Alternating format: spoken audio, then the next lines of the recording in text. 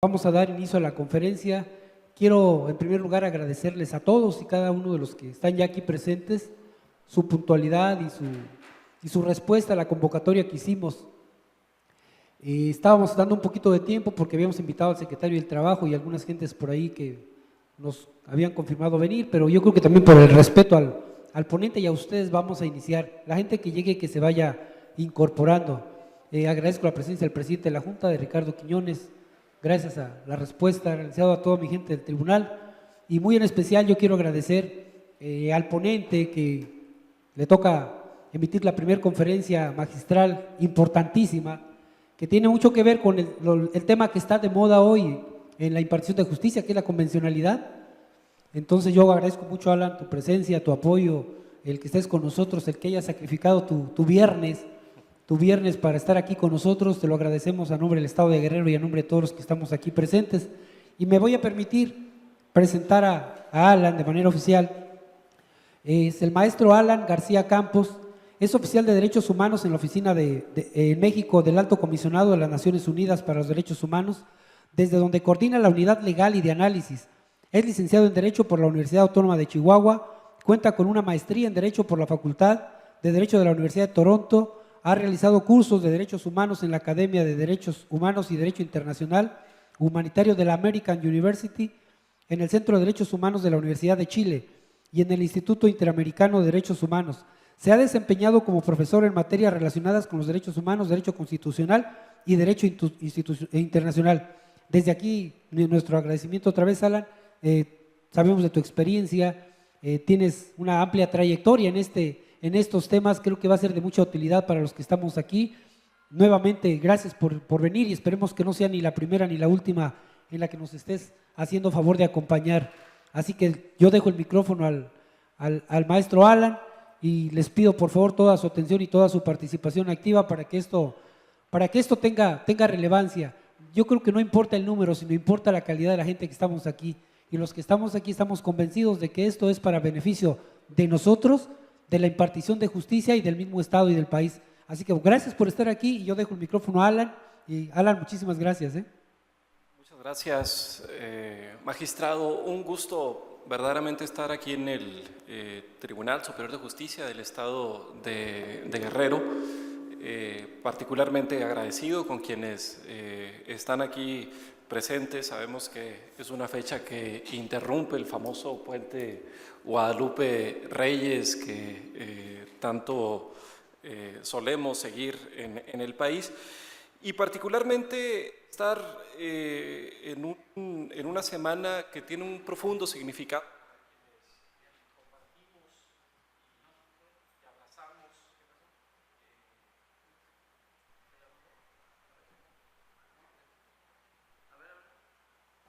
Sí, para quienes compartimos y abrazamos la causa de los derechos humanos. Comentaba que esta es una semana particularmente relevante porque el pasado martes, 10 de diciembre, se conmemoraron 65 años de la adopción de la Declaración Universal de los Derechos Humanos, que como ustedes bien saben, pues es el texto emancipatorio más importante del siglo XX y que marca justamente un hito en la defensa internacional en favor de los principios de dignidad, libertad, igualdad de todas las personas. Y es igualmente una semana relevante en razón del reciente fallecimiento de Nelson Mandela y el homenaje que se le hizo igualmente en esta semana en la que se enlutó el mundo de los derechos humanos, y particularmente porque Nelson Mandela fue un personaje que siempre abrazó, quizás como ninguno, los valores e ideales adoptados justamente el 10 de diciembre de 1948 en la Declaración Universal de los Derechos Humanos. Comentaba Nelson Mandela que durante esos 27 años de cautiverio en Robben Island, si hubo un texto que lo mantuvo de pie con esa dignidad y ese aplomo, fue justamente ese texto de 30 artículos que la Comunidad de las Naciones adoptó un diciembre de 1948. Y particularmente importante también estar en el estado de Guerrero, en donde, como ustedes lo saben mucho mejor que yo, sé que esto se está transmitiendo a otros tribunales y sedes del aparato de justicia mexicano, pero creo que estar en Guerrero, en Chilpancingo, esta semana sin hacer una mención y un reconocimiento a la importante trayectoria de don Juan Alarcón, expresidente de la Comisión de Derechos Humanos, sería particularmente una omisión inadmisible. Quienes tuvimos el gusto y el privilegio de conocer a don Juan, pudimos nutrirnos de su sencillez, un personaje de un humanismo y de una cultura impresionante, siempre cercano a las víctimas, que defendió con ahínco la independencia y autonomía de la Comisión de Derechos Humanos y supo ser solidario con las organizaciones de la sociedad civil, ¿no? Fue una persona a la que en realidad se le guarda un muy buen aprecio y estima, y en este sentido pues aprovecho la ocasión para externar nuestras condolencias y mis condolencias personales frente a quienes igualmente que don Juan abrazaron la causa y abrazan la causa de los derechos humanos. Dicho esto, bueno, pues ahora sí, bienvenidos y bienvenidas al cierre de la unidad 1 del módulo 5 del curso sobre el control difuso de la convencionalidad, la obligación de adecuación del marco interno al internacional. Los objetivos de esta unidad a la que se le está dando cierre el día de hoy eran fundamentalmente dos, o son fundamentalmente dos. Uno, identificar la obligación que tienen los Estados partes de un tratado internacional de adecuar, de ajustar su derecho interno al internacional como una medida para hacer efectivos los derechos y las libertades reconocidos en los instrumentos internacionales. Esto es, lo vamos a ir viendo a lo largo de esta charla, todos los estados que firman un tratado internacional tienen una obligación primaria de ajustar su derecho interno al contenido del marco internacional. El segundo objetivo, además de esta identificación de la obligación, es ubicar ciertamente de manera introductoria, porque estamos hablando del inicio de una unidad, de manera introductoria, el papel que debe desempeñar el actor judicial en el proceso de adecuación del derecho interno al internacional. Uno podría pensar que la obligación de adecuar el derecho interno al internacional es una obligación que exclusivamente recae en quienes desarrollan la actividad legislativa. En un país como México, donde hay un sistema de separación de poderes, sabemos que esta atribución es una atribución compartida entre el poder legislativo y el poder ejecutivo, dado que no hay pieza de legislación que no culmine con un proceso de sanción por parte del poder ejecutivo. Sin embargo, desde una perspectiva de derechos humanos, el actor judicial desempeña igualmente una función toral, una función crucial, una función clave en el proceso de adecuación del marco interno, del derecho interno al derecho internacional.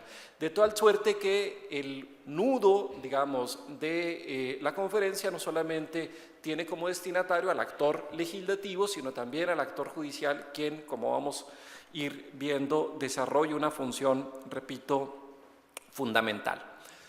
¿Cuáles son las premisas con las cuales, o a partir de las cuales me gustaría desarrollar mi exposición? Son varias. La primera de ellas es el principio rector de todo el derecho internacional en general, no solamente del derecho internacional de los derechos humanos, que se acuña en la famosa frase pacta sunt servanda, ¿no? Que es una frase conocida no solamente desde el derecho internacional, sino también del derecho de los contratos, en fin, y otras disciplinas que nos resultan más comunes. El principio pacta sunt servanda nos señala que todo tratado en vigor obliga a las partes y debe ser cumplido por ellas de buena fe. Y este principio es particularmente importante tratándose de tratados internacionales en general, y particularmente, específicamente, tratados internacionales en materia de derechos humanos. ¿Por qué? Porque a diferencia de lo que puede ocurrir a nivel interno, a nivel internacional, ciertamente el derecho internacional no ha desarrollado los mecanismos de coacción de cara al incumplimiento por parte de un Estado de sus compromisos internacionales. Entonces, fundamentalmente se apela a un principio rector: los tratados se hicieron para cumplirse y se hicieron para cumplirse de buena fe.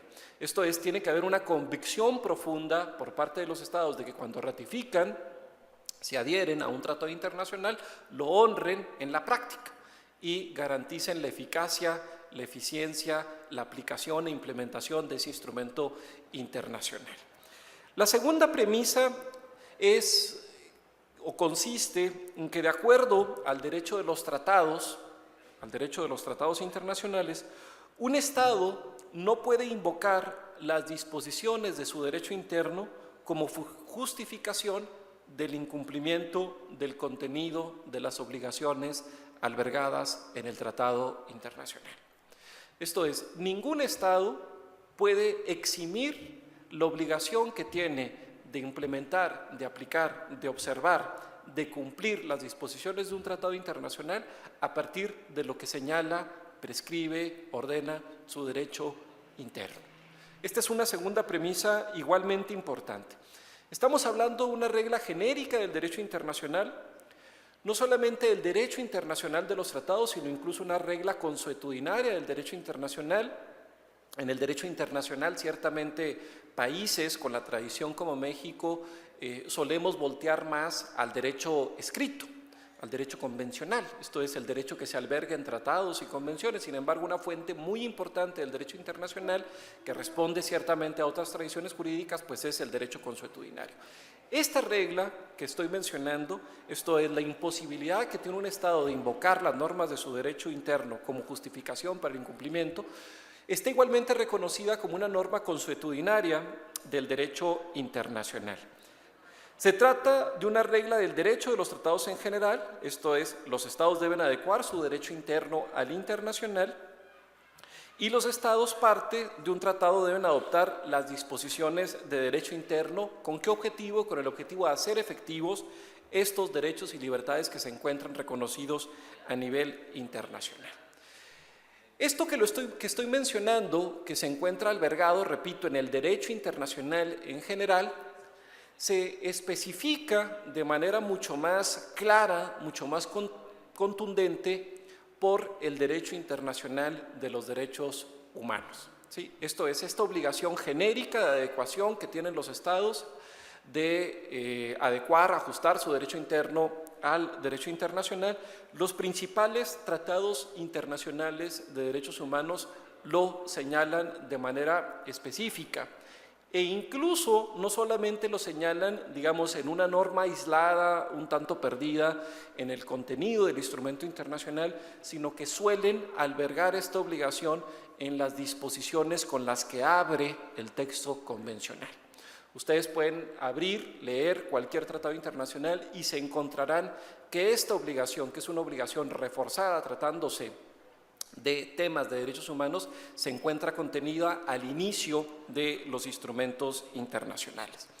Y adicionalmente, cuando estamos hablando del tema de derechos humanos, estamos frente a una obligación genérica, ciertamente, que aplica, digamos, de cara a cualquier tratado internacional, pero cuando estamos hablando de tratados sobre derechos humanos, esto se vincula con una obligación, que es la obligación de garantía por parte de los Estados. Hago un breve paréntesis, esto ciertamente ya se ha visto en otras unidades del módulo, ¿no? Pero entiendo que no todas las personas que están aquí presentes han tomado el curso.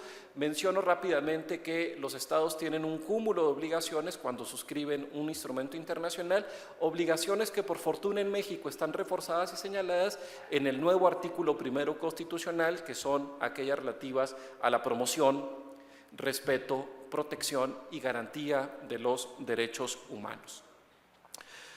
Ejemplo de lo que acabo de mencionar, el Pacto Internacional de Derechos Civiles y Políticos, que es un instrumento adoptado desde 1966, del que México es parte desde principios de la década de los 80, nos dice en el artículo 2, cada uno de los Estados partes en el presente pacto se compromete a respetar y a garantizar a todos los individuos que se encuentren en su territorio y estén sujetos a su jurisdicción los derechos reconocidos en el presente pacto sin distinción alguna.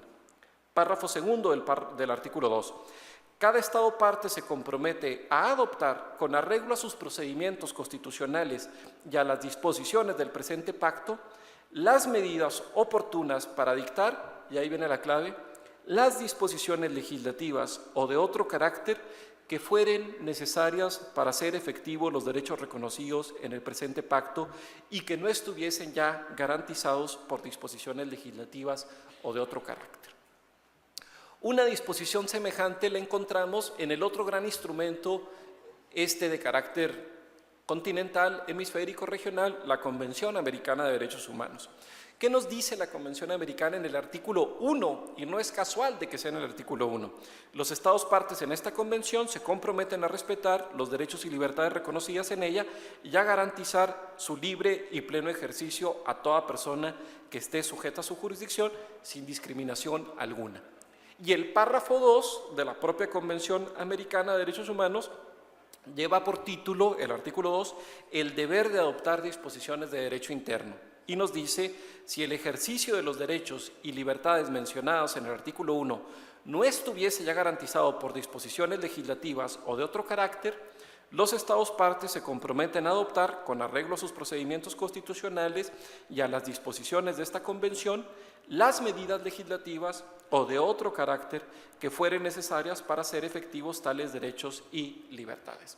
Como vemos, a manera ilustrativa, repito, dos de los principales instrumentos internacionales en materia de derechos humanos que han sido ratificados por el Estado mexicano y que por consiguiente, de acuerdo a la nueva jurisprudencia, tienen rango constitucional, imponen la obligación a los Estados de garantizar, respetar los derechos contenidos y hacer las adecuaciones del derecho interno con el internacional, adoptando las disposiciones de derecho interno con el objetivo de hacer efectivos estos derechos.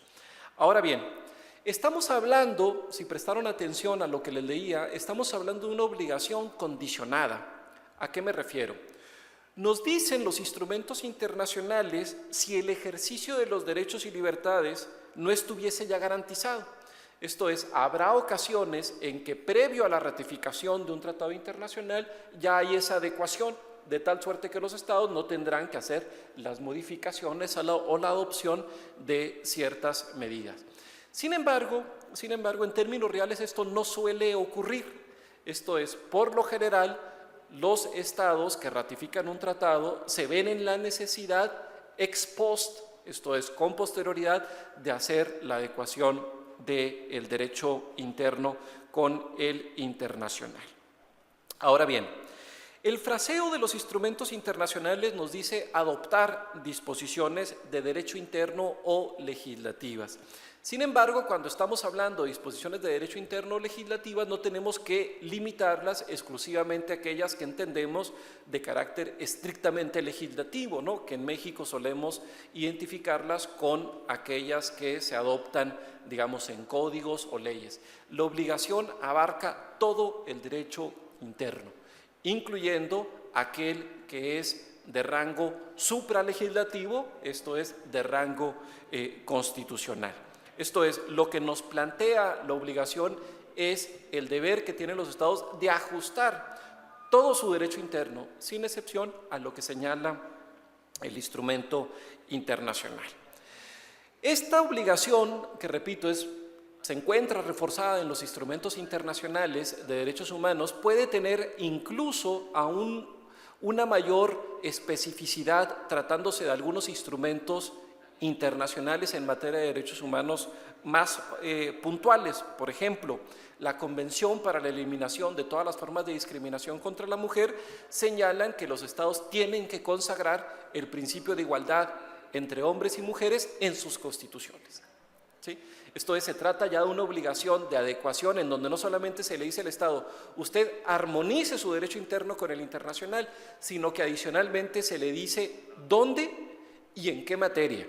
En la Constitución, como estamos viendo, y sobre una materia tan relevante como la relativa a la igualdad entre hombres y mujeres. Lo mismo podemos observar tratándose de otros instrumentos internacionales de derechos humanos más específicos. Por ejemplo, la Convención Interamericana o la Convención Internacional sobre Desaparición Forzada o sobre Tortura. Ocurre que en ambas materias hay un instrumento tanto interamericano como internacional. Ambos tratados especifican la obligación que tienen los Estados de tipificar, por ejemplo, el delito de tortura, que es muy importante, lo menciono aquí en Guerrero, dado que ha merecido varias recomendaciones en este sentido respecto de la necesidad de armonizar la legislación en materia de tortura. Y lo mismo en relación a desaparición forzada. Se le dice, se le plantea al Estado no solamente la obligación genérica de adecuar, sino de tipificar un delito como el de desaparición forzada o tortura de acuerdo a lo que se señala en el propio instrumento internacional o en el propio instrumento interamericano. De nueva cuenta, en el tema de desaparición forzada es particularmente relevante mencionarlo en el estado de Guerrero, que ha sido el estado en el que lamentablemente han ocurrido el mayor número de desapariciones, particularmente en el contexto de la así denominada Guerra Sucia, y ahí está pues el caso de Rosendo Radilla, y ahí está también pues la creación en este estado de una comisión de la verdad en un ejercicio particularmente inédito que se ha dado a nivel nacional. Entonces, vamos viendo cómo de una obligación genérica de adecuar el derecho interno vamos transitando hacia obligaciones mucho más específicas, en donde el desarrollo mismo, la progresividad que caracteriza el derecho internacional de los derechos humanos ha ido colocando obligaciones mucho más puntuales. Una característica adicional de esta obligación de adecuar el derecho interno al internacional es que estamos frente a una obligación inmediata. Si uno hace una lectura integral de los instrumentos en materia de derechos humanos, se dará cuenta que en varios de ellos hay obligaciones que se enuncian de carácter progresivo, ¿sí?, de carácter programático, particularmente en temas como los derechos económicos, sociales y culturales. Sin embargo, frente a esta obligación que tienen los estados de hacer su adecuación, no hay plazo y no hay gracia temporal que se conceda desde el derecho internacional al derecho interno. La obligación que tienen los estados de hacer esa armonización, esa adecuación, ese ajuste es inmediato y empieza a operar a partir de que el Estado adquiere el compromiso internacional suscribiendo su voluntad soberana a el instrumento internacional. Esto es, ningún Estado podría o puede invocar que está en el tránsito, en el proceso legislativo, que esté iniciado, que ya se presentó una iniciativa o eventualmente un dictamen, etc. No, estamos frente a una obligación inmediata y es a partir de esa obligación inmediata como se va a hacer el ejercicio de supervisión respecto de si el Estado ha o no, está o no cumpliendo con las obligaciones de los instrumentos internacionales. Otra nota distintiva, esta obligación a la que estamos haciendo referencia no solamente es una obligación inmediata, como lo he mencionado, no solamente es una obligación integral que abarca todo el derecho interno, incluyendo al constitucional, sino que además es una obligación del derecho internacional que no admite reservas. Me explico. En el derecho internacional, cuando un Estado ratifica un tratado internacional, puede adoptar una reserva.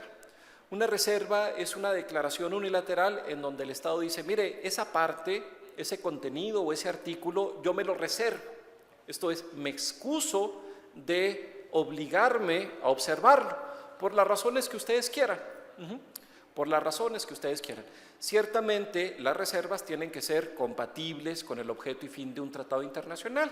Sigo en el paréntesis, por ejemplo, un Estado no podría ratificar un instrumento como el protocolo facultativo relativo a la abolición de la pena de muerte y decir, me reservo la aplicación de la pena de muerte. ¿Por qué? Porque sería diametralmente opuesto al objetivo del instrumento internacional. Pero hay otras reservas que se valen. Hay otras reservas que son válidas. Los Estados legítimamente pueden adoptar reservas. Bueno, por lo que toca a esta obligación, la obligación de adecuar el derecho interno al internacional, no cabe reserva alguna. Los Estados no pueden decir, oiga, ciertamente yo ratifico todo el instrumento internacional, pero me excluyo de la obligación de hacer la adecuación del derecho interno con el internacional. Esta es una obligación, repito, categórica, que no admite excepción alguna. Y la razón es fundamentalmente de que se trata de un mecanismo, digamos, de ajuste que se impone desde el derecho internacional para garantizar la eficacia de los derechos y libertades reconocidos internacionalmente. Ahora bien, una característica adicional es que cada Estado ciertamente tiene la libertad de definir el proceso interno de adecuación de su derecho al derecho internacional, ¿no? Esto es, cada Estado podrá determinar si esa adecuación se da a partir de una reforma constitucional, a partir de la adopción de un nuevo marco legislativo a nivel de legislación secundaria, a partir de la adopción de otra serie de prácticas, etc.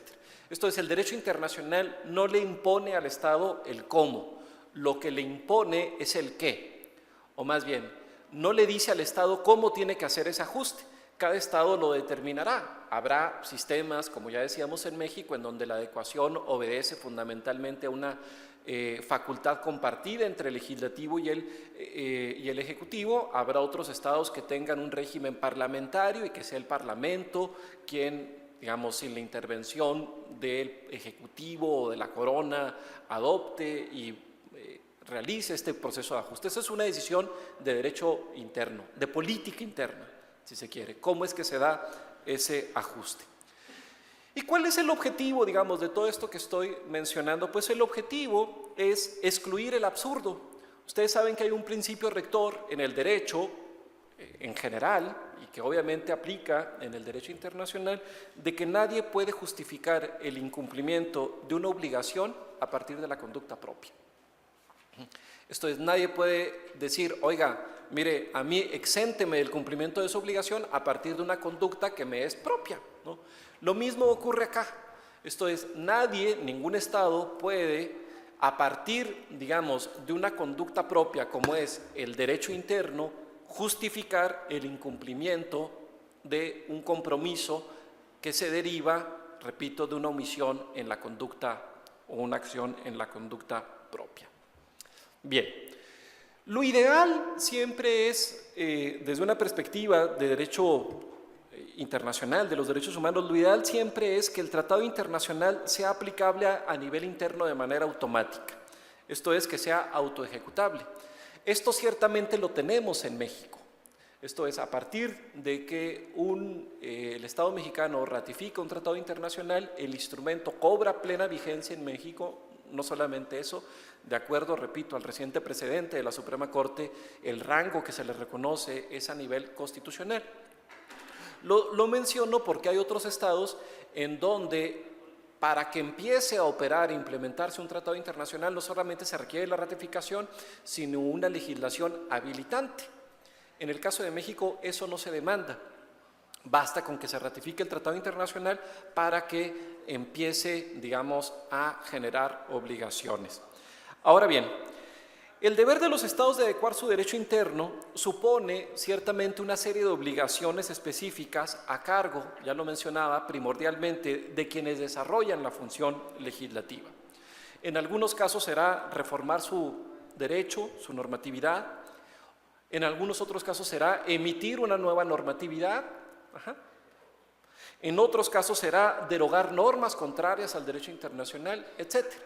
Esto es, pensemos, por ejemplo, en el caso de tortura, supongamos que un Estado ratifica un instrumento internacional y no ha tipificado el delito de tortura. ¿Qué tendrá que hacer? Emitir una nueva normatividad. Pero supongamos que ese mismo Estado ya había tipificado el delito de tortura y con posterioridad ratifica el instrumento internacional. ¿Qué tendrá que hacer? Ajustar la definición de la tortura que tenía a nivel interno con lo que se señala a nivel internacional. Entonces, repito, habrá una multiplicidad de funciones ya específicas. Habrá otras ocasiones en que la obligación de adecuar supondrá no la emisión de normas nuevas o la reforma a normas preexistentes, sino incluso la derogación de normas que colisionan claramente con lo que se señala a nivel internacional. La Corte Interamericana ha señalado, y me voy a permitir citar una de las múltiples sentencias en esta materia, lo siguiente. En el derecho de gentes, dice la Corte, derecho de gentes es sinónimo al derecho internacional. En el derecho de gentes, una norma consuetudinaria prescribe que un Estado que ha celebrado un convenio internacional debe introducir en su derecho interno las modificaciones necesarias para asegurar la ejecución de las obligaciones asumidas. Esta norma aparece como válida universalmente y ha sido calificada por la jurisprudencia como un principio evidente. En este orden de ideas, la Convención Americana establece la obligación de cada Estado parte de adecuar su derecho interno a las disposiciones de dicha Convención para garantizar los derechos en ella consagrados. Fin de la cita. Como se dan cuenta, la Corte Interamericana no solamente señala que estamos frente a una norma que es válida universalmente y que incluso la califica como un principio evidente del derecho internacional. De ese tamaño, de esa fuerza, de esa jerarquía es la obligación a la que estamos haciendo referencia. Adicionalmente, y aquí ya empezamos a entrar a mayor, digamos, sustancia, dice la Corte Interamericana, o ha dicho la Corte Interamericana en diversas sentencias. A la luz del artículo 2 de la Convención, que es el que yo ya les había citado, menciona la Corte, tal adecuación implica la adopción de medidas en dos vertientes, a saber, 1. La supresión de las normas y prácticas de cualquier naturaleza que entrañen violación a las garantías previstas en la Convención, y 2. La expedición de normas y el desarrollo de prácticas conducentes a la efectiva observancia de dichas garantías. Es necesario, agrega la Corte, reafirmar que la obligación de la primera vertiente solo se satisface cuando efectivamente se realiza la reforma. ¿Qué nos está mencionando la Corte Interamericana? Las dos vertientes a partir de las cuales se da esta adecuación. Por un lado, la vertiente que yo podría calificar como una vertiente de carácter negativa, en el buen sentido, porque nos dice la supresión de las normas y prácticas. Y por otro lado, una vertiente de carácter positiva, porque nos dice la Corte la expedición de normas y el desarrollo de prácticas conducentes. ¿Qué supone esto? Desde mi perspectiva supone que el Estado tiene que hacer como un escáner, ¿no? Funcionar como un escáner en el que se revise la normatividad existente a efecto de suprimir aquello que atente contra el instrumento internacional, pero también que derivado de ese escaneo, perdón por el anglicismo, derivado de ese escaneo, se puedan ir vacunando y neutralizando y suprimiendo, y expidiendo las otras normas. Repito, una función de carácter negativa que supone la supresión, pero también una función de carácter positiva que supone la expedición de normas favorables y compatibles con el instrumento internacional. Bien, para algunos autores este proceso, esta actividad de adecuación del derecho interno al derecho internacional debería hacerse previamente a la ratificación del tratado internacional. Esto es, desde que el Estado tiene en la mira la suscripción y posterior ratificación de un tratado internacional, nos dicen algunos tratadistas, sería oportuno que se haga ese proceso de ajuste, de tal forma que cuando ya se haya ratificado el instrumento internacional, la legislación interna o el derecho interno sea plenamente compatible y de esta forma se vacune y se evite, se prevenga el fincamiento de algún tipo de responsabilidad internacional. Creo que esto es lo ideal, ciertamente. Esto es, un tratado internacional no se incuba de la noche a la mañana, un tratado internacional supone un proceso de deliberación muy grande por parte de la comunidad de las naciones, de Naciones Unidas, o por parte de los estados que forman parte de la OEA. No es un instrumento que se geste, repito, de la noche a la mañana. Lo mismo el proceso de adhesión de ese estado al instrumento internacional. Primero se firma, posteriormente se manda, en el caso de México, al Senado, el Senado lo ratifica a nivel interno, posteriormente se regresa al Ejecutivo, el Ejecutivo hace el depósito correspondiente ante el Secretario General de la ONU o de la OEA, posteriormente lo publica y entra en vigor. Sería lo ideal, coincido con esto es, sería lo ideal de que ese proceso de escaneo, ¿no?, al que hacía yo referencia, se dé de manera previa. Sin embargo, el mundo real no opera sobre las bases, ¿no?, y digamos las aspiraciones del mundo ideal. Pensemos en lo que ocurre cuando se adopta una reforma constitucional a nivel interno o una reforma incluso legislativa. ¿Cómo suelen, digamos, incorporarse en los transitorios una fórmula genérica que suele decir se derogan todas las disposiciones que atenten contra el presente decreto? Esto es, los ejercicios de revisión ex ante, previos, preventivos, no suelen ocurrir. Sería importante auspiciarlos, sería importante promoverlos, ¿no? Sin embargo, ya de cara a esa omisión, digamos, de ajuste previo, pues surge, digamos, la obligación ex post para hacer el proceso de adecuación. Bien, el objetivo fundamental de la obligación a la que estamos haciendo referencia es hacer efectivos los derechos y libertades internacionalmente reconocidos. Esto es, la eficacia, la realización efectiva de los derechos y libertades que se consagran en un instrumento internacional depende en gran medida de que el derecho interno se encuentre ajustado, armónico con el derecho internacional. Otro objetivo fundamental, no solamente el de la eficacia, digamos, como el objetivo último, otro objetivo fundamental es evitar las contradicciones entre el derecho interno y el internacional, lo cual, además de debilitar, socavar y comprometer en entredicho la eficacia de los derechos y libertades internacionalmente reconocidos, como ya he mencionado, pone en un dilema al operador y a la operadora jurídica, especialmente al actor judicial, respecto de qué derecho aplicar, el derecho interno o el derecho de origen internacional. Me detengo aquí un poco. Cuando yo estoy hablando de derecho internacional, no estoy hablando de un derecho que es impuesto desde fuera hacia adentro. Es un derecho de origen internacional, pero que es abrazado en ejercicio de la soberanía, ¿no?, por el propio Estado, de tal suerte que en realidad, repito, para el caso mexicano, hablar de los tratados internacionales es hablar de derecho interno.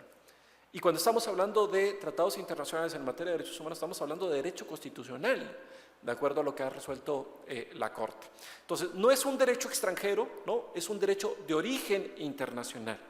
Pero el dilema surge.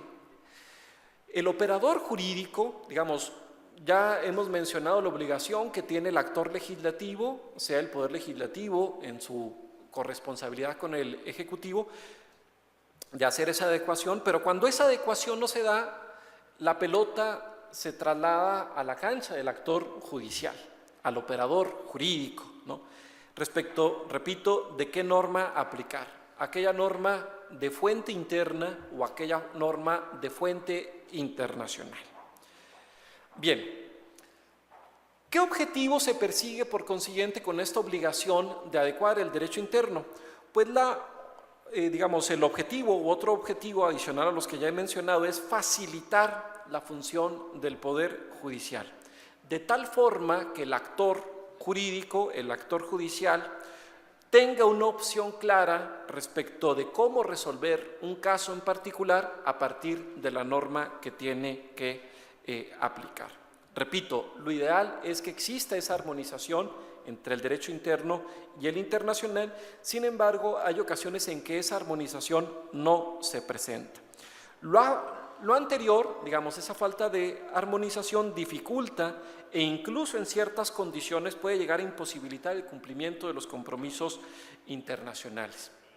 Como lo pudieron ver quienes hicieron una de las lecturas de este módulo, en un caso que les trasladé, que me permito recuperar brevemente para quienes no hicieron la lectura, el comité para la eliminación de todas las formas de discriminación contra las mujeres le determinó, en el caso de Bulgaria, frente a un asunto de violencia sexual, varias recomendaciones.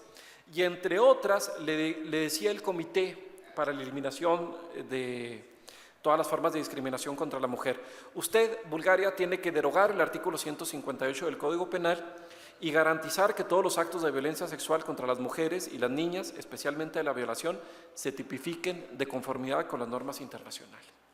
1. 2. Usted, Bulgaria, tiene que modificar la Ley de Asistencia Jurídica de 2006. 3. Usted, Bulgaria, debe establecer un mecanismo adecuado para ofrecer indemnizaciones por daños morales a las víctimas de la violencia basada en el género, lo que incluye modificar la ley de apoyo e indemnización económica. 4. Bulgaria tiene que modificar la legislación penal para garantizar una protección eficaz a fin de evitar que sean nuevamente agredidas las víctimas de la violencia sexual.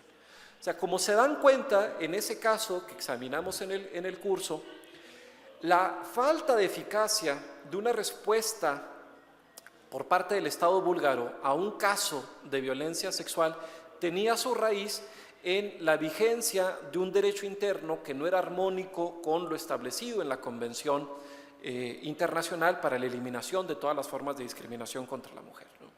Por eso el comité le recomienda al Estado adoptar estas medidas de carácter legislativo. Ahora bien, la pregunta es, la pregunta que surge, es en un escenario de falta de armonización, ¿qué se puede hacer para evitar la responsabilidad internacional del Estado que ha suscrito un instrumento internacional? De manera más puntual, ¿qué debe hacer el actor judicial para evitar que al Estado se le finque una responsabilidad internacional ante la omisión por parte del Poder Legislativo de hacer esa adecuación? Y es este el reto al que ustedes se enfrentan. Es este el reto al que ustedes se enfrentan, porque ciertamente, ya decía yo, el mundo ideal nos muestra que no existe, ¿no? En la medida en que esa adecuación no es previa, esa adecuación no es posterior, sino que siguen existiendo múltiples contradicciones entre lo que dice el derecho interno y el derecho de origen internacional. ¿Qué es lo que debe hacer, por consiguiente, el actor judicial?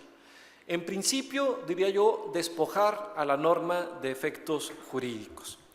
Y cito un caso resuelto por la Corte Interamericana de Derechos Humanos.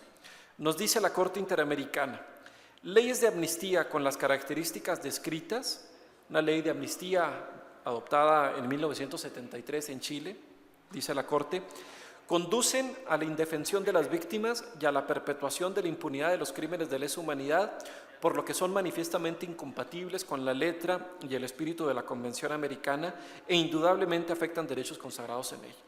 Ello constituye per se una violación de la Convención y genera responsabilidad internacional del Estado. En consecuencia, dada su naturaleza, el decreto ley número 2191, dice la Corte, carece de efectos jurídicos y no puede seguir representando un obstáculo para la investigación de los hechos que constituyen este caso, ni para la identificación y el castigo de los responsables, ni puede tener igual o similar impacto respecto de otros casos de violación de los derechos humanos consagrados en la Convención Americana acontecidos en Chile. Fin de la cita. ¿Qué nos está mencionando entonces la Corte Interamericana frente a una ley que es contraria a la Convención? Uno, que la vigencia misma de la ley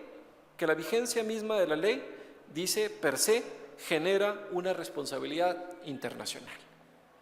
Pero la vigencia misma de la ley no tiene que inhibir la obligación que tienen los estados, ni excluir la obligación que tienen los estados. Por consiguiente, la conclusión segunda que manifiesta la Corte Interamericana es sostener que dicha ley carece de efectos jurídicos, esto es, en la práctica.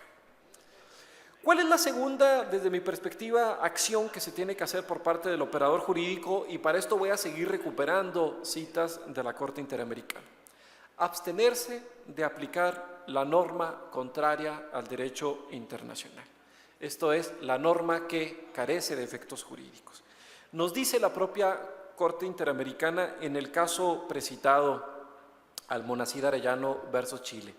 El judicial, y estoy citándolo, el judicial, esto es, el Poder Judicial, permanece al deber de garantía establecido en el artículo 1.1 de la Convención Americana y, consecuentemente, debe abstenerse de aplicar cualquier normativa contraria a ella.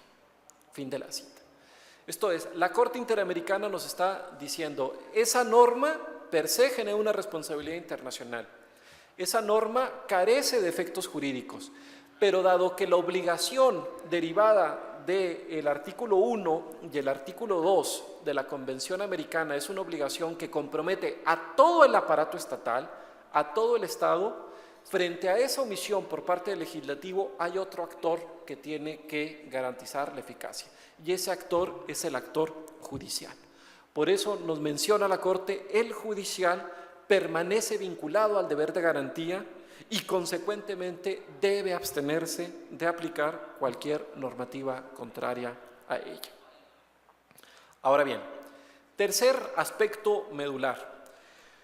El actor judicial no debe prestar atención a la forma en que se aprobó dicha ley e incluso al espacio en el que se consagra dicha norma que sea contraria al derecho internacional.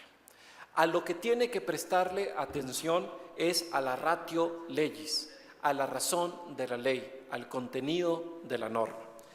Dice la Corte Interamericana en un caso: por otro lado, le estoy citando, si bien la Corte nota que el decreto ley otorga básicamente una autoamnistía, puesto que fue emitida por el propio régimen militar para sustraer de la acción de la justicia principalmente a sus propios crímenes, recalca que un Estado viola la Convención Americana cuando dicta disposiciones que no están en conformidad con las obligaciones dentro de la misma. El hecho de que esas normas se hayan adoptado de acuerdo al ordenamiento jurídico interno o contra él, cita la Corte, es indiferente para estos efectos. En suma, esta Corte, más que al proceso de adopción y a la autoridad que emitió la ley, atiende a su ratio legis. Esto es muy importante. Esta definición de la Corte Interamericana se ha corroborado de cara incluso, fíjense, a piezas de legislación, no solamente que han sido aprobadas por los poderes legislativos, sino incluso piezas de legislación que han sido aprobadas directamente a través de un referéndum. Esto es, donde no solamente fue el actor político representativo del pueblo, sino directamente el pueblo quien aprobó una legislación. Eso se dio en un caso contra Uruguay. Entonces, el procedimiento es irrelevante. Así sea una legislación adoptada con una fuente de legitimidad, digamos, política, muy importante, y con una inyección de legitimidad social y popular muy importante, resulta indiferente. Lo que resulta determinante es el contenido de la norma, si es compatible o no es compatible. ¿Qué otra obligación desde mi perspectiva tiene el Poder Judicial de cara a estas contradicciones? Mantener un criterio consistente, Nos dice la misma Corte Interamericana en otro párrafo importante de su jurisprudencia. Señala, el Estado, desde que ratificó la Convención Americana, ha mantenido vigente el decreto por 16 años en inobservancia de las obligaciones consagradas en la Convención Americana. Que tal decreto no esté siendo aplicado por el Poder Judicial en varios casos a partir de 1998, si bien es un adelanto significativo y la Corte lo valora, no es suficiente para satisfacer las exigencias del artículo 2 de la Convención en el presente caso. En primer lugar, porque, conforme a lo señalado en los párrafos anteriores, el artículo 2 de la Convención Americana impone una obligación legislativa de suprimir toda norma violatoria a la Convención, y en segundo lugar, porque el criterio de las Cortes internas puede cambiar, decidiéndose aplicar nuevamente una disposición que para el ordenamiento interno permanece vigente. Esto es, la Corte Interamericana reconoce el carácter volátil, digamos, de los criterios que se puedan adoptar. Por consiguiente, un Estado no puede decir, oiga, esa norma que yo adopté, que ciertamente es contraria, ha caído en desuso, por lo que ya ha hecho el Poder Judicial, por ejemplo. No, es indispensable que aún frente a lo que el Poder Judicial pueda ir avanzando, desaplicando, dejando sin efectos jurídicos normas que son contrarias a la Convención, se haga esa adecuación legislativa. ¿Por qué? Porque justamente los criterios judiciales pueden cambiar. Bueno, ahora bien, voy a regresar a lo que ya les mencionaba del artículo 2 de la Convención Americana de Derechos Humanos. De nueva cuenta lo voy a citar para recuperar y traer parte, digamos, de el origen de dónde está la encomienda al actor judicial desde mi perspectiva. Nos dice el artículo 2 de la Convención Americana de Derechos Humanos, en este artículo, que de nueva cuenta les digo, lleva por título Deber de adoptar disposiciones de derecho interno. Señala, si el ejercicio de los derechos y libertades mencionados en el artículo 1 no estuviese ya garantizado por disposiciones legislativas o de otro carácter, subrayo esto, o de otro carácter, los Estados se comprometen a adoptar, con arreglo a sus procedimientos constitucionales y a las disposiciones de esta Convención, las medidas legislativas o de otro carácter que fueren necesarias para hacer efectivos tales derechos y libertades. Fin de la cita del artículo 2. La Convención Americana, y lo mismo lo podemos identificar en el Pacto Internacional de Derechos Civiles y Políticos, ciertamente menciona la obligación de adoptar disposiciones legislativas, pero agrega medidas de otro carácter. Y es en esta frase, en las medidas de otro carácter, donde justamente está el potencial que puede desarrollar el actor judicial. Esto es, frente a la omisión de adoptar esas disposiciones legislativas, hay la posibilidad del Estado de adoptar otro tipo de medidas de otro carácter, de otra naturaleza. Y es aquí donde el actor judicial está llamado a desempeñar un rol fundamental. ¿Con qué objetivo? Con el objetivo que les señalaba al inicio de mi exposición, con el objetivo de hacer efectivos los derechos y libertades internacionalmente reconocidos. Los tratados internacionales dejan abierta, pues, la puerta para que además de las medidas legislativas propiamente dichas, se adopten medidas de otro carácter para hacer efectivos los derechos y libertades. En escenarios en los que el actor judicial ha incumplido con su obligación primaria de adecuar el derecho interno al internacional, el rol del actor judicial se potencia y adquiere una dimensión subsidiaria, complementaria, con el objetivo, repito, de hacer efectivos esos derechos y evitar el establecimiento de responsabilidades internacionales. Dice la Corte Interamericana de nueva cuenta: la descrita obligación legislativa del artículo 2 de la Convención tiene también la finalidad de facilitar, ojo, de facilitar la función del Poder Judicial de tal forma que el aplicador de la ley tenga una opción clara de cómo resolver un caso particular. Sin embargo, cuando el legislativo falla en su tarea de suprimir y o no adoptar leyes contrarias a la Convención, el judicial permanece vinculado al deber de garantía establecido en el artículo 1.1 de la misma y, consecuentemente, debe abstenerse de aplicar cualquier normativa contraria a ella. El cumplimiento por parte de agentes o funcionarios del Estado de una ley violatoria de la Convención produce responsabilidad internacional del Estado. Y es un principio básico del derecho de la responsabilidad internacional del Estado, recogido en el derecho internacional de los derechos humanos, en el sentido de que todo Estado es internacionalmente responsable por actos u omisiones de cualesquiera de sus poderes u órganos, en violación de los derechos internacionalmente consagrados. Sigo con la cita, es un tanto larga. La Corte es consciente de que los jueces y tribunales internos están sujetos al imperio de la ley y por ello están obligados a aplicar las disposiciones vigentes en el ordenamiento jurídico. Pero cuando un Estado ha ratificado un tratado internacional como la Convención Americana, sus jueces, como parte del aparato del Estado, también están sometidos a ella, lo que les obliga a velar porque los efectos de las disposiciones de la Convención no se vean mermadas por la aplicación de leyes contrarias a su objeto y fin y que desde un inicio carecen de efectos jurídicos. En otras palabras, el Poder Judicial debe ejercer una especie de control de convencionalidad entre las normas jurídicas internas que aplican en los casos concretos y la Convención Americana sobre Derechos Humanos. En esta tarea, el Poder Judicial debe tener en cuenta no solamente el tratado, sino también la interpretación que él mismo ha hecho la Corte Interamericana, intérprete última de la Convención Americana. Creo que es muy clara, muy contundente esta cita por parte de la Corte Interamericana. Esto es, la obligación de adecuar el derecho interno al internacional no solamente es una obligación del actor legislativo, es una obligación que incluye a todas las autoridades del Estado, donde el Poder Judicial está llamado, repito, a desempeñar una función fundamental frente a ese incumplimiento por parte del actor legislativo. Una razón es evitar justamente las contradicciones. En el famoso caso Rosendo Radilla, la Corte Interamericana sostuvo lo siguiente: para este tribunal, no solo la supresión o expedición de las normas en el derecho interno garantizan los derechos contenidos en la Convención Americana, de conformidad a la obligación comprendida en el artículo 2. También se requiere el desarrollo de prácticas estatales conducentes a la observancia efectiva de los derechos y libertades consagrados en la misma. En consecuencia, la existencia de una norma no garantiza por sí misma que su aplicación sea adecuada.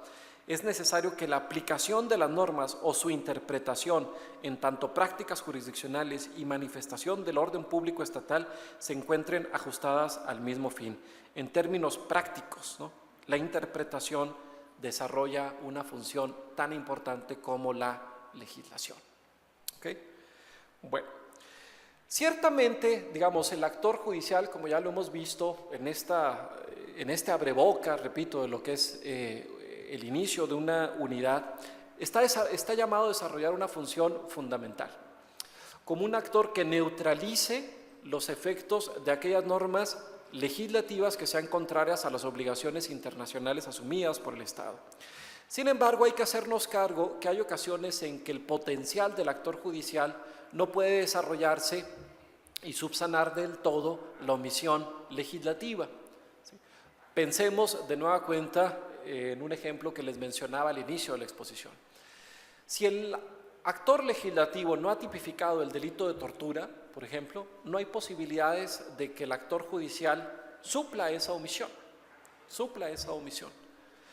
Esa omisión se puede suplir de cara a, por ejemplo, la invalidación de algunas normas que sean contrarias, pero hay omisiones legislativas que son, desde mi perspectiva, irremontables por el actor judicial. Por consiguiente, tenemos que mantener la exigencia para que el legislativo haga la parte que le toca, la armonización, para que el legislativo facilite la función del actor judicial, para que el legislativo evite, digamos, llevar al extremo a un actor judicial a una situación que ciertamente no le gusta, que es dejar de aplicar una norma que resulta inconvencional o contraria a un tratado internacional, pero ello no debe significar, digamos, un descarte respecto del potencial y el rol que está llamado a desempeñar el Poder Judicial. Habrá ocasiones en que ciertamente se tendrá que sí emitir una legislación, pero habrá ocasiones en que no, y en esas ocasiones en que no, ustedes como operadores, operadoras jurídicas pueden desarrollar un rol determinante. Lo que he mencionado hasta aquí, obviamente, digamos, cobra una nueva dimensión de cara a la reciente resolución de la Corte Suprema de Justicia de la Nación en la famosa contradicción de tesis abordada en septiembre del año del presente año. Como ustedes saben, en una discusión determinante en materia de derechos humanos, la Corte precisó en septiembre de este año que los tratados internacionales en materia de derechos humanos tienen rango constitucional, 1, 2, que la jurisprudencia de la Corte Interamericana, aún en casos en los que México no es parte o no ha sido parte, es obligatoria para el Estado mexicano, pero también señaló que cuando estemos frente a una restricción a un derecho humano prevista en la Constitución, se deberá atender a la norma constitucional. Tal parecería, hay que conocer el engrose, hay que leer con mucho cuidado lo que se redacte en esa sentencia, pero lo que se determine en ella podrá determinar en gran medida lo que he venido aquí señalando, porque podría generarse, repito, hay que conocer el sentido de lo que se redacte en la sentencia, podría generarse una especie, digamos, en la que el actor judicial puede subsanar las deficiencias en la adecuación legislativa exclusivamente por lo que toca a normas que no estén previstas en la Constitución Federal. Pero tratándose de normas previstas en la Constitución Federal, eventualmente ahí se está colocando un valladar, una limitante para que el actor judicial desarrolle esa función que por lo menos la Corte Interamericana y el derecho internacional le encomienda como un actor que pueda suprimir los efectos de una norma aun y cuando ésta esté consagrada en la Constitución. Gran parte, digamos, de lo que he venido aquí señalando se determinará en esa sentencia en relación a los alcances respecto de la función de ustedes como actores judiciales. Esperemos que se redacte de la forma en la que no se cancelen las posibilidades por lo que toca a las restricciones previstas a los derechos humanos en la Constitución y que haya una mayor confianza, credibilidad en lo que el propio actor judicial pueda hacer para, de cara a esas contradicciones constitucionales que aún subsisten, mantener viva la posibilidad de que el actor judicial mantenga vigente el compromiso, la eficacia de los derechos humanos reconocidos internacionalmente. Pues muchísimas gracias, estoy a sus órdenes para cualquier duda, pregunta o inquietud. Muchas gracias.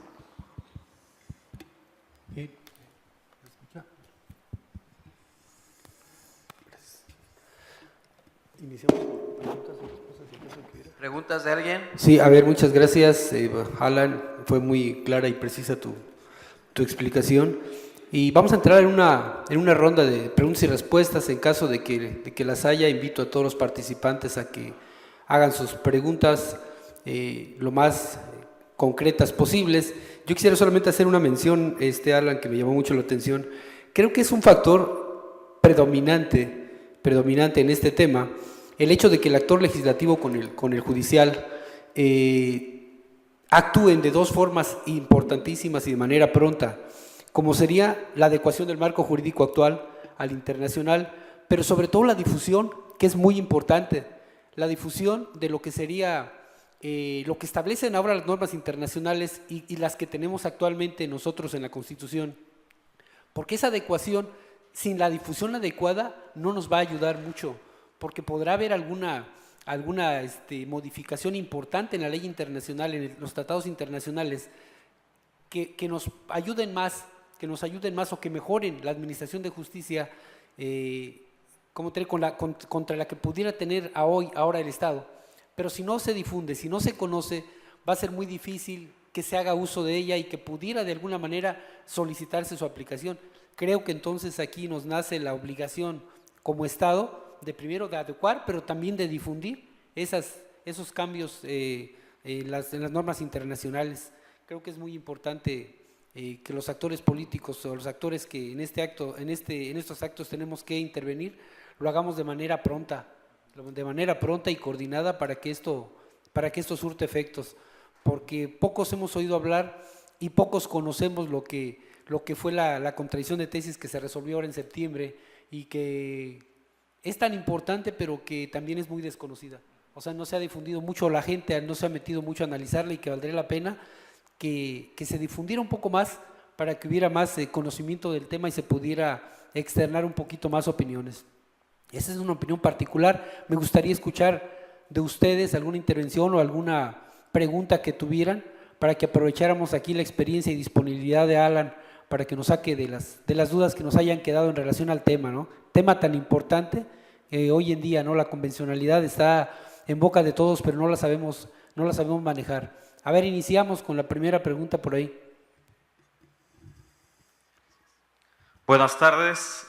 Mi nombre es Margarito Santander Pensado, abogado litigante, invitado aquí a este evento. Hace unos meses estaba con la inquietud de presentar ante algún amigo legislador una propuesta para hacer una reforma. Yo le pedía que pudiera plantear el otra vez incluir la pena de muerte a la Constitución. Ahora, ¿por qué lo digo?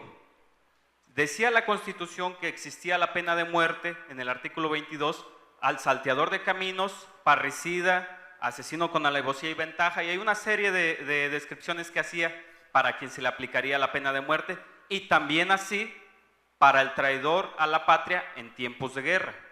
Mi idea iba en el contexto de plantear que se retomara la pena de muerte al que fuera traidor a la patria. ¿Por qué lo digo? Que se le aplicara la pena de muerte tipificando que el traidor a la patria pudiera ser algún elemento castrense o de la policía municipal, estatal, federal, que interviniera en actos de extorsión o en secuestro.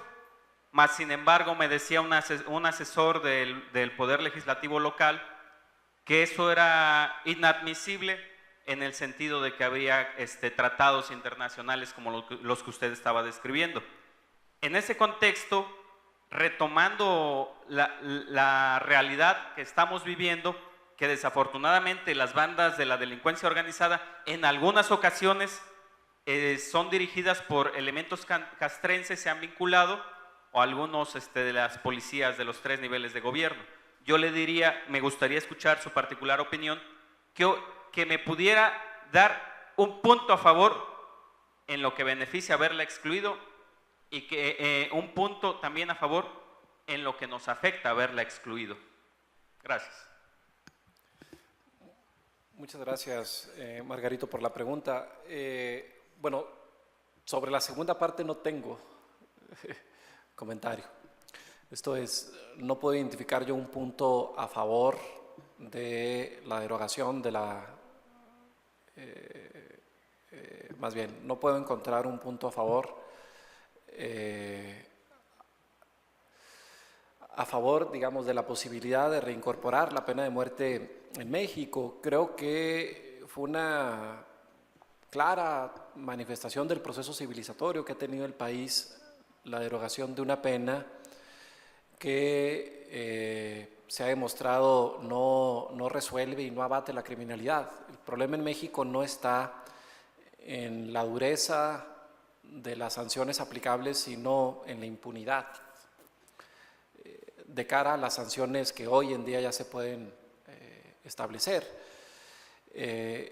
Yo soy un opositor ferviente de la pena capital, entonces no encuentro alguna razón para abogar en favor de la misma. No es una solución, al contrario, es una fuente de problemas adicionales, en principio porque lesiona el derecho a la vida, que ya me parecería como una razón más que suficiente. En segundo lugar, porque existe una imposibilidad de subsanar el error judicial.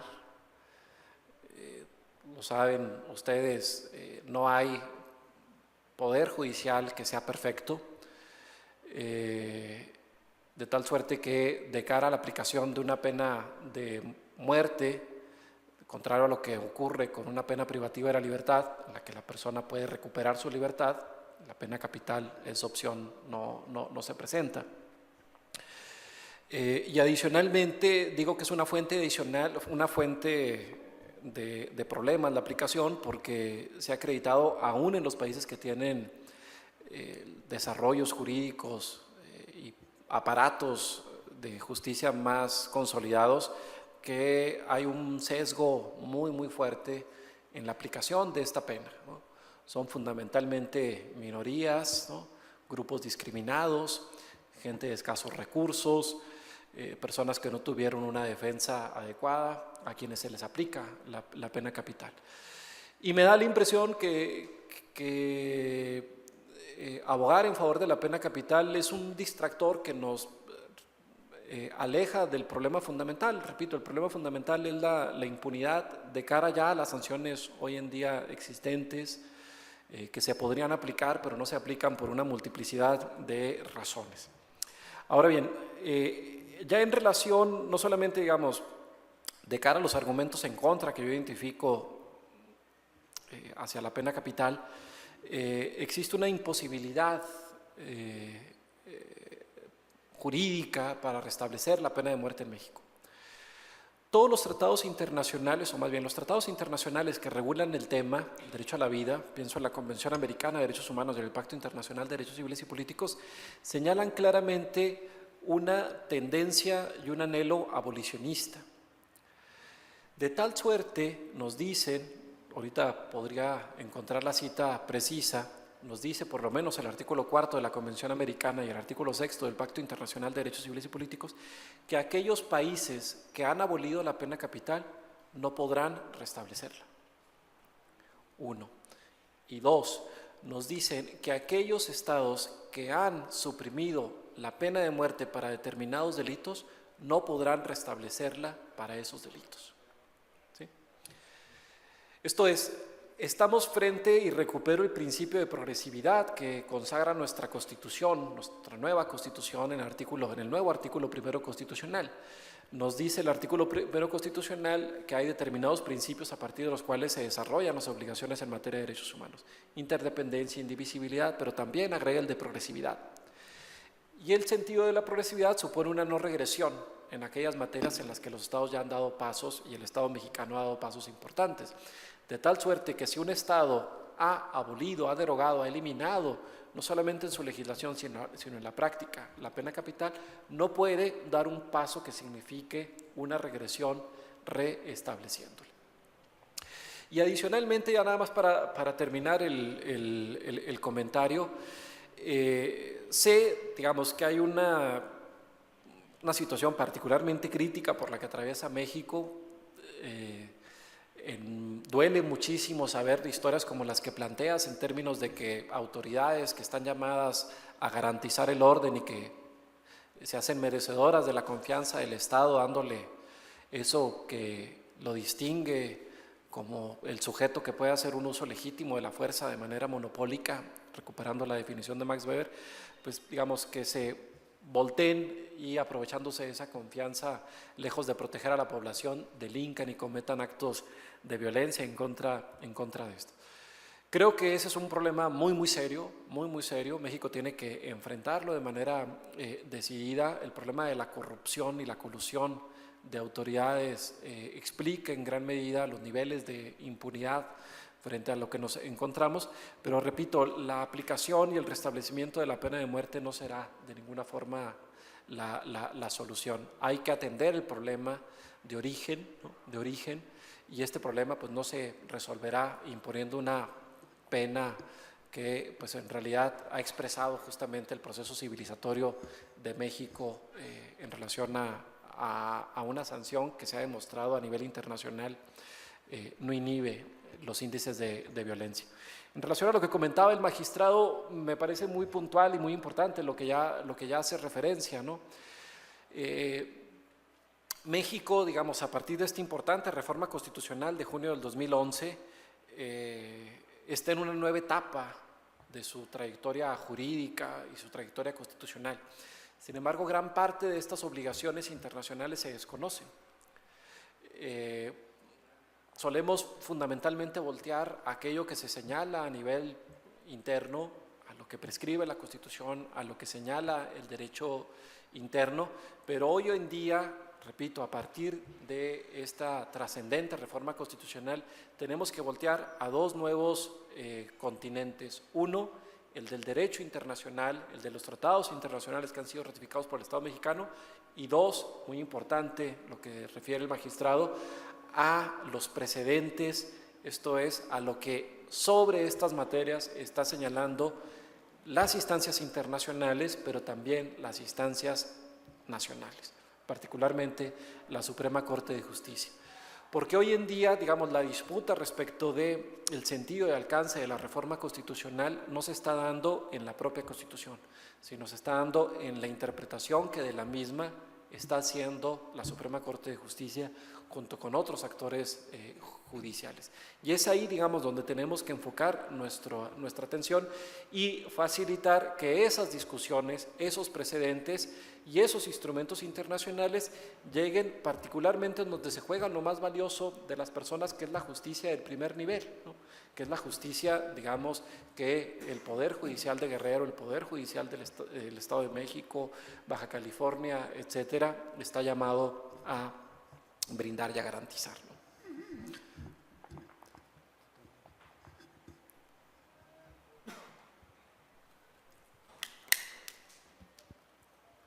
Hola, buenas tardes. Bueno, primero que nada, muchas gracias por compartirnos su valioso conocimiento. Mi nombre es Flor Celeste Salgado Vidal y soy proyectista de la Junta de Conciliación. Tengo una pequeña pregunta. ¿Qué pasa?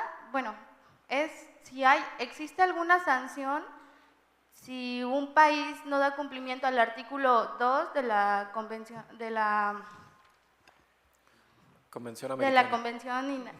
Interamericana respecto del control difuso? Es decir, si poniendo como ejemplo a México, ¿no?, que no haya cumplido en el caso de Rosendo Radilla, que no hubiese cumplido con ese requerimiento que hace la Corte Interamericana, ¿qué le pudiera pasar en este caso pues a México, ¿no?, si no hubiese dado cumplimiento? Gracias. El derecho internacional en general y particularmente el derecho internacional de los derechos humanos es un derecho en gestación. Ya mencionaba yo al inicio de mi exposición la importancia que juega el principio rector de pacta sunt servanda, ¿no? Los tratados se hicieron para cumplirse y se hicieron para cumplirse de buena fe. en razón de que no existen mecanismos de coacción o de coerción equivalentes a los que uno puede observar a nivel interno. Esto es, no existe una policía que se ocupe de sancionar a un Estado, etcétera, por el incumplimiento de sus compromisos internacionales. Sin pretender que se establezca un cuerpo de esta naturaleza, pero me parece que es uno de los grandes retos que tenemos, ¿no?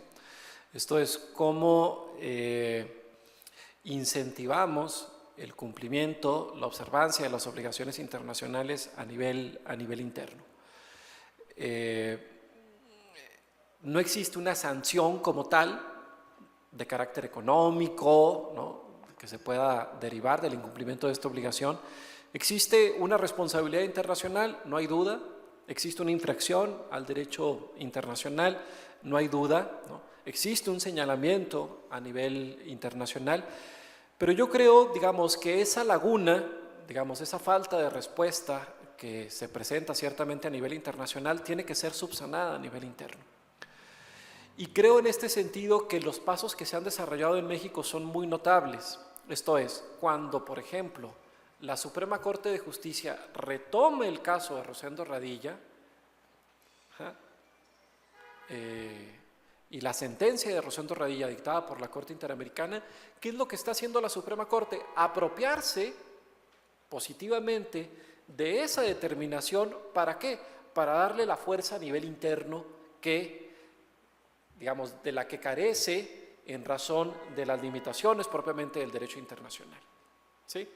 Esto es, tiene que haber, por consiguiente, una apropiación de aquello que digan las cortes internacionales y los organismos internacionales en materia de derechos humanos por parte de los actores nacionales, no solamente de cara a lo que están promoviendo las víctimas, como en este caso la familia Radilla, sino también de cara a lo que otros actores pueden desarrollar y hacer, ¿sí? Esto es, pongo un ejemplo, el caso de Rosendo Radilla, de acuerdo a las medidas de reparación dictadas por la Corte Interamericana, supone un conjunto de acciones que tienen que desplegarse por parte del Estado mexicano. El Poder Judicial levantó la mano a través de la Suprema Corte y dijo, perfecto, nosotros atendemos el sentido de esa determinación y nos obligamos, uno, determinando la inaplicabilidad del artículo 57 del Código de Justicia Militar, porque es contrario a la Convención. Dos, hacemos cursos de capacitación en materia de desaparición forzada, etcétera. Algo equivalente tiene que ocurrir. Algo equivalente tiene que ocurrir por parte de todas las otras autoridades involucradas en la implementación efectiva de esa determinación. Esto es, asumir un rol en el buen sentido de complicidad, ¿no?, con lo que están diciendo los organismos internacionales. ¿Por qué? Porque esa omisión, digamos, de mecanismos de sanción o coacción no se ve que vaya a ser suplida en el corto plazo. Y frente a esa omisión no podemos darnos el lujo de mantener, digamos, incumplida el sentido de lo que se establece a nivel internacional. Creo también que tenemos que cambiar la mentalidad, no tenemos que seguir viendo el derecho como un instrumento que va acompañado de un garrote, ¿no? Tenemos que ver al derecho como un instrumento que va acompañado de una fuerza emancipatoria, una fuerza libertaria muy, muy potente, y en este sentido no es necesario esperarnos a que nos sancionen para actuar. Es necesario simplemente reivindicar el contenido de una norma que está ahí para cumplirse y de reivindicar la fuerza jurídica que tiene un precedente judicial que tiene que ser honrado a nivel interno por todos aquellos que creemos y abrazamos la causa de los derechos humanos. ¿Alguien más?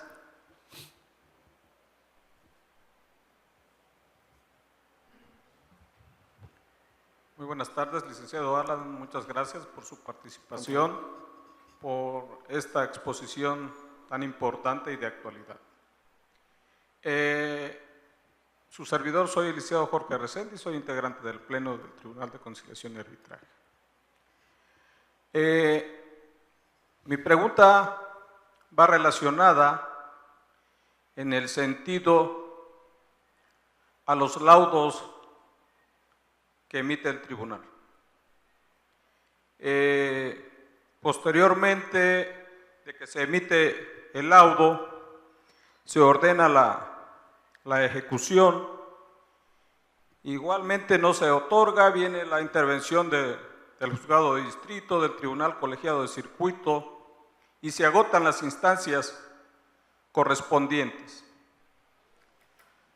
Tengo conocimiento que hay un asunto donde ya instauraron una queja en la Comisión Estatal de Derechos Humanos por la violación a los derechos en cuanto a la falta de cumplimiento de ese laudo por las autoridades competentes.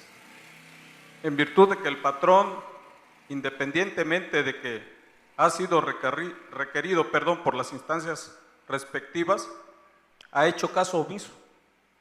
Al parecer, ahorita van a interponer la queja también en la Comisión Nacional.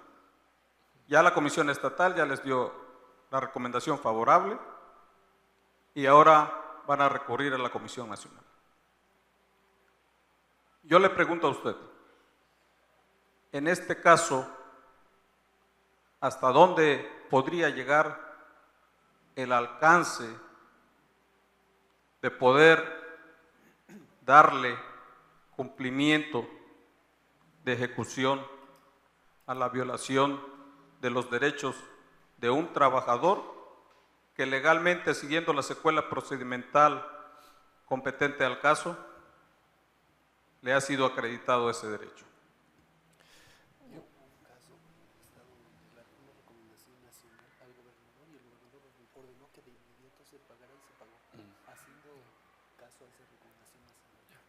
Bien, siempre es difícil opinar sobre un caso que no conozco, ¿no? Como es el que usted menciona, entonces no quisiera pecar de aventurado, ¿no? Nada más señalar una cuestión importante. La reforma constitucional de junio del 2011 amplió la competencia de los organismos públicos de derechos humanos para que pudiesen conocer de temas laborales. Me parece que ese es un gran logro, digamos, porque no había razón para excluir esta materia. Los derechos laborales también son derechos humanos y particularmente un derecho concebido para proteger a un grupo que se encuentra una situación o suele encontrarse en una situación de desventaja, en una relación asimétrica frente a la empresa, frente al patrón, etcétera, ¿no? Entonces creo que esa es una ventaja. Ahora bien, esto ha generado varios problemas, digamos, porque es una nueva facultad constitucional que ciertamente todavía los organismos públicos de derechos humanos no saben cómo desarrollarla, ¿no? Y hasta dónde y qué alcances tiene. Ahora bien, frente a lo que usted me comenta, digamos, la falta de ejecución de una determinación, pues yo no solamente lo vería desde la perspectiva de que se están violentando los derechos humanos laborales de la persona, sino también el derecho de acceso a la justicia y el derecho a las garantías judiciales y la protección judicial, derechos que se encuentran reconocidos tanto en el artículo 8 como 25 de la Convención Americana de Derechos Humanos y en el artículo 14 del Pacto Internacional de Derechos Civiles y Políticos. Entonces, lo que podría parecer una violación a un derecho laboral de naturaleza social, pues también en un caso de esta naturaleza podría significar igualmente una violación a un derecho civil reconocido internacionalmente, ¿no? Las recomendaciones de los organismos públicos de derechos humanos, como su nombre lo indica, pues son recomendaciones, no son vinculatorias, ¿no? En este sentido depende del destinatario o los destinatarios el determinar si la aceptan en principio y una vez aceptándola la cumplen e implementan. De nueva cuenta un poco lo que yo señalaba respecto de la buena fe con la que se tiene que abordar los compromisos internacionales, creo que también tendría que asumirse respecto de las recomendaciones que emiten los organismos públicos de derechos humanos. Son derechos humanos, digamos, los que están detrás y ciertamente depende de la voluntad de los destinatarios al determinar si aceptan o no. Yo esperaría que siempre se tenga una disposición favorable para aceptar este tipo de recomendaciones y más aún para cumplirlas e implementarlas. Ahora bien, desde la perspectiva internacional, que es el tema que mejor conozco, mencionarle que para poder acudir a un organismo internacional se requiere el agotamiento de todos los recursos de la jurisdicción interna. Entonces, para llevar un asunto como el que usted refiere, eventualmente ante el conocimiento de una instancia internacional, es indispensable que se hayan agotado exhaustivamente todas las posibilidades judiciales que existen a nivel de derecho interno. La protección internacional opera bajo un principio que es el principio de la subsidiariedad o complementariedad. Solamente cuando el Estado fracasa porque no quiere o porque no puede solventar a nivel interno las eventuales violaciones que existan, es que se activa la posibilidad de hacerlo a nivel internacional. Entonces, de cara al caso que usted plantea, bueno, es muy importante que se agoten estos recursos internos y una vez agotados, valorar la posibilidad de llevar el asunto a nivel internacional. Muchas gracias por su pregunta. Bueno, una última pregunta, si alguien quiere todavía hacerla. No, bueno, pues cedo la palabra al magistrado para que nos haga favor de despedir a nuestro ponente y finalizar esta. Bien. Bueno, como ya no hay más preguntas que hacer, yo agradezco muchísimo a Alan otra vez su intervención, el que comparta sus conocimientos con nosotros. Y Alan, pues yo te suplicaría que siguieras con nosotros lo más pronto posible. Ya estamos hablando por ahí de fechas recientes para continuar con este tipo de conferencias tan importantes. Te lo agradecemos y te pedimos que no nos abandones, ¿no? Creo que es una muestra de que tanto la Corte como la Asociación Mexicana de Impartidores de Justicia nos están apoyando al Estado. Esta es una forma también de difundir, de esa difusión que yo decía, ¿no? Que es importante el difundir lo que se está haciendo, y esta es una muestra clara de que tenemos el apoyo. Así que te agradecemos mucho tu presencia, que hayas compartido tus conocimientos, y estamos a tus órdenes. Bienvenido aquí a Guerrero, somos tus amigos, y vamos a hacer un receso de unos 15 minutos mientras arreglamos lo que sería la siguiente conferencia. Por lo tanto, los invito a que se tomen un refresco, tomen una galleta de allá de la entrada, estiren los pies y por favor no se vayan, son temas muy importantes y vale la pena que los agotemos. Muchas gracias.